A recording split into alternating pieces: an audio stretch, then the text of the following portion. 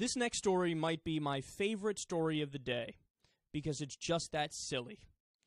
Right Wing Watch was listening to the Voice of Christian Youth America.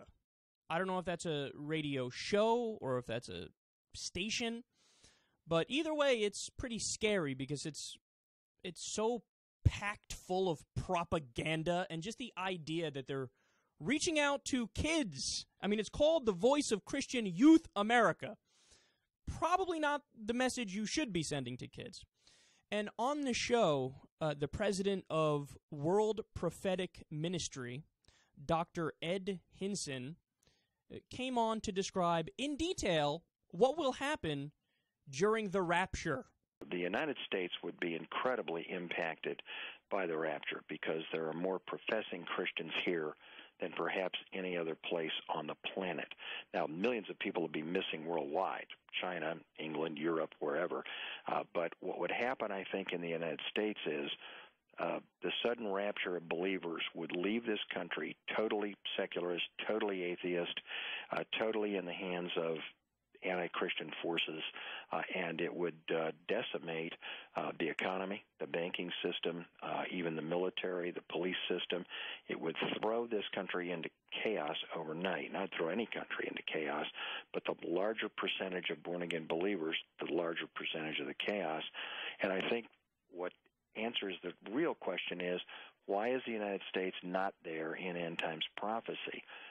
Unless you try to view the Babylon of the end times as America, there's no clear indication that America's there anywhere. So is she totally destroyed? Possibly, but not likely. It's more likely that she's decimated by the impact of the rapture, and the power then shifts to Europe, because I think the Bible makes it clear the Antichrist will rise out of the old Roman Empire in Europe. Obviously. Duh. Everybody knows that. The Antichrist, during the rapture, comes out of the area that used to be Rome, right?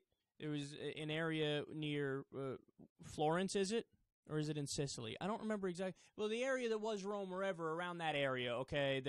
That's where the rapture happens. The Antichrist comes out of there. The dude's got like a, kind of like a moderate to dark skin tone going on, okay? He's got dark hair, brown eyes. He's chiseled. Nicely built guy, but he's the Antichrist, so what are you going to do? I mean, ladies, he might be attractive, but back off, it's the Antichrist. He's got a job to do here. Do you like my specifics, which I'm pulling out of my anus? No, that's what I love about these crazy religious people. It's so shameless. It's so shameless. And if this guy were to listen to people that believed just as fervently any other religion, if he listened to them give their specifics for their goofy gods, he would laugh at them, right?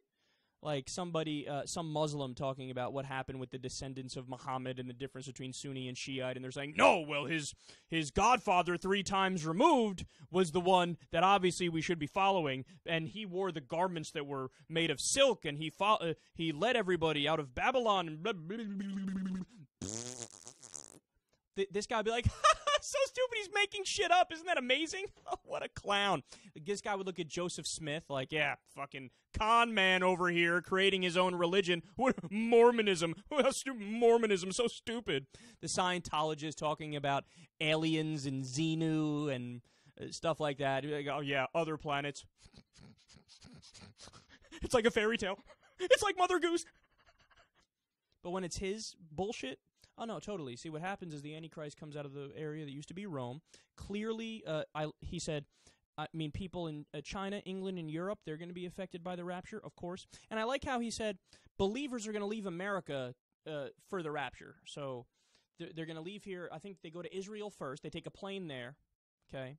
And then the rapture happens. But you got to make sure you get there by 4 o'clock, okay? Because you got to have a late lunch first. And then Jesus flies down bodily like this. He goes like that. And then he says, all right, guys, let's go together.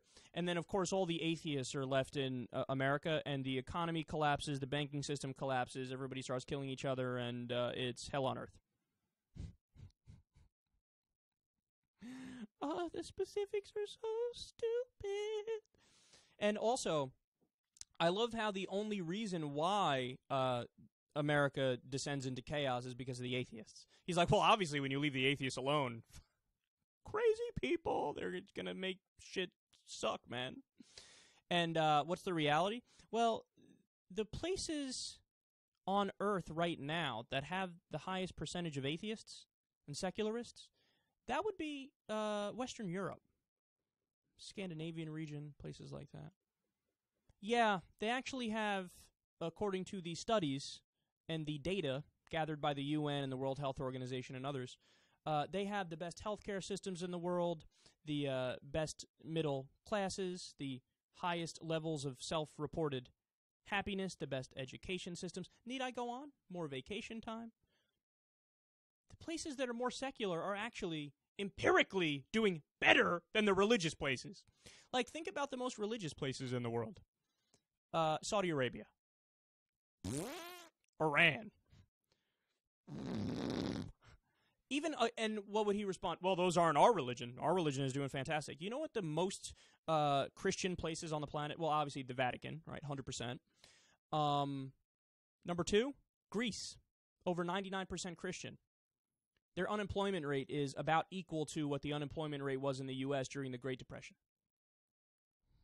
Tell me again how all you need is the religious people and things work out fantastic. Really? Fascinating. I didn't know that. Why is it that the non-religious places are doing better today? And the final thing here is, he's like, it's so weird. America's not mentioned in the Bible. Strange. Well, maybe because it's written by men, and America didn't exist at the time. Slapstick. God, they're so stupid, but they're so convinced that they're right, which is the most annoying part. Because it's like, how have you so fully disconnected from any connection with reality on this planet? It really is stunning, and it really is a case study in deviant psychology.